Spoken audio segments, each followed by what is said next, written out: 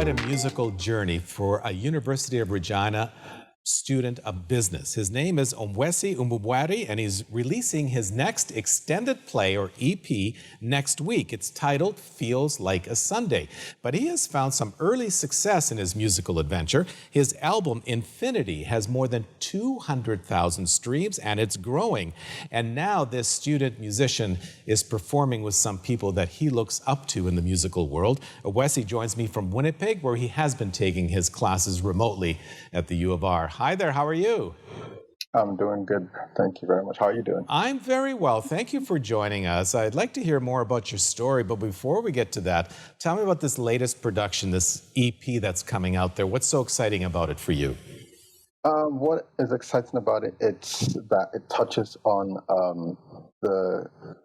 Christianity, it touches on the gospel side of things, and that's something I've always wanted to do for a while. That's something my parents have encouraged me to do for a while because I grew up a Christian, and I wanted to talk about just things that I've gone through and things that I've experienced being a Christian, and especially after last year and everything that was dealt with, and being able to come out this year, I feel like that's a good EP to drop. That's a good topic to drop. It's centered around celebration, especially the last song and kind of the first as well. So it's just a way of appreciation for everything, really.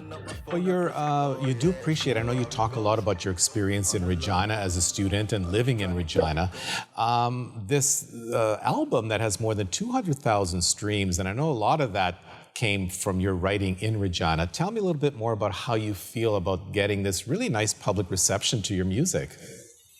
It's been incredible because it's taken a lot of hard work and dedication, and I've really spent time trying to figure out what would work and what would sound good and what people want to hear. So I've taken time out to ask people questions and see what other people are working on and take notes from everybody in order to work on this.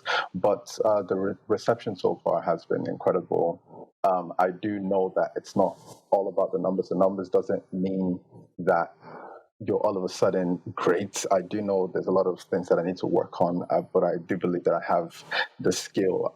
So I'm just trying to polish the skill and work on it so that I can eventually get where I want to be. Tell me about your life a little bit. You were born in Nigeria, and you came to Canada with your family via the United Kingdom. Can you tell us the quick story of your journey to Canada? We grew up in Nigeria. It's an amazing place, amazing people, amazing culture. Just we felt like we needed to move for a better life, a better setting. So we moved to the UK was the first option. I got to know a bit of people there. That's where the music really started. That's where I went into learning drums and learning the keyboard. And then we made a move to Canada. And it's been amazing so far because I've polished on my skills. I figured out that I was able to write songs. I was able to create, and it's a beautiful thing being able to create because ideas come into life. It's a feeling that you just can't explain unless you go through it. Like, what things do you write about in your music or express in your music? I write about usually things that I'm going through. That's the thing I've really picked up on.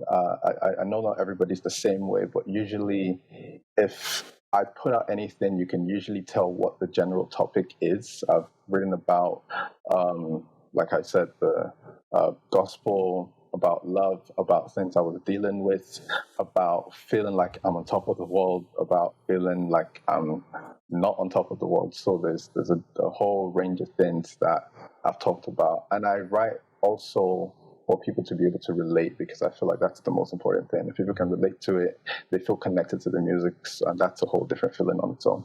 There's also there are people of Nigerian descent in Canada who are producing some really interesting music, and you're one of them. What influence do your roots back home have on your music? It's just growing up around music. People from Nigeria there's a lot of music that lives around that place. So I think it was sort of inescapable. I felt like this is something I would have done regardless. So yeah, it's just listen to people everywhere, wherever you go. Even in the UK, there was a lot of Nigerian influence on people's music. So yeah, it was safe to say that going into music, I would have drawn from there at a certain time, which I have done, and I'm going to hopefully continue to do. So And you got to perform and produce some music with some people you look up to. Now, I have to admit, some of these names I'm not up to on it, but you can yeah. enlighten us. What's happened here with some of these really interesting collaborations you've been a part of?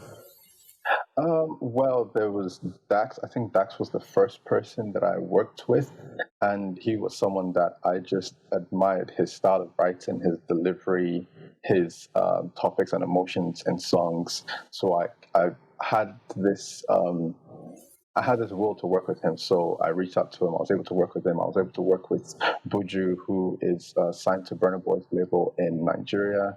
I was able to work with Grime Daily and have my video on their page. So it's been a lot of people, even friends now. It's not even people that are widely known. There's people that are still under the spotlight that are trying to work their way up that I have the pleasure of working with. So that's also really inspiring for me. And this Afrobeat sound, and that seems to be gaining in popularity. What's your sense of how accepting Canadians are of that genre these days? I feel it's starting to work its way up. It wasn't always the case. I do know that. But nearly everywhere you go, if you play a certain song for someone or mention certain names like Wizkid, Burna Boy, Davido, Fireboy, there's a lot of people that know these names and listen to the songs. So as a Nigerian, as someone who knows that music and who's connected to that kind of music and that kind of life, I'm really proud that it's making its way up gradually. You've spent a few years at the University of Regina, 4 years? What support did you or have you received from people in Regina for your music? The support, it was the friends. I cannot shout out my friends enough. People like Adeoluwa, Tova, Dawn, Zway, Ricky, they've been amazing. They've helped me push for things that I felt like I was not able to achieve, and just other people around. They've really helped to support my music. I've showed them the vision I was trying to achieve. I still show them the vision I'm trying to achieve, and they always have tips for me. And they're people who are not afraid to correct me. There's yes men that people have around, and I don't feel like I have it. I feel like I have friends who are always able to put me in the right direction, even though I'm falling out of place. They will tell me. So I do appreciate that. I know you have lots of friends in Regina supporting you. They'll be listening and waiting for your next extended play to come out on January the 25th, which is called Feels Like a Sunday. What's down the road for you now? What is down the road? I hopefully should have another album later this year. So it's been in the works for quite a bit, but I still have a way to go. But it's something that I feel is needed. It's an album that I feel is cohesive and well put together. And this is the first of its kind that I'm going to be releasing. So yes, that's just more music. That's really what's down the line. Well, we're going to show one music video you produced recently, just to give people even a greater sense of your style. Congratulations on your early success. We wish you success and good health down the road. All the best, Oboise. Thank you very much. Bye-bye. Thank you. Take care, you too. On the low, I don't really wanna talk, I'm on the go. I'm just keeping to myself and not involved. She be blowing up my phone, I press ignore. Yeah, she know how it goes. On the low, I'm just trying to keep it going on the road. If it ain't about the green, I'm not involved. Yeah, I'm charged up, don't get it confused. I just keep it on the low. Yeah, I'm charged up.